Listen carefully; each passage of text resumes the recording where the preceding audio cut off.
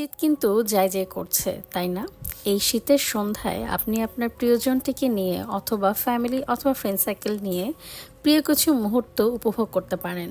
খুবই কোজি একটা জায়গা এবং অ্যাসথেটিক ফটোগ্রাফের জন্য বেস্ট একটা প্লেস হচ্ছে কার্নিশ।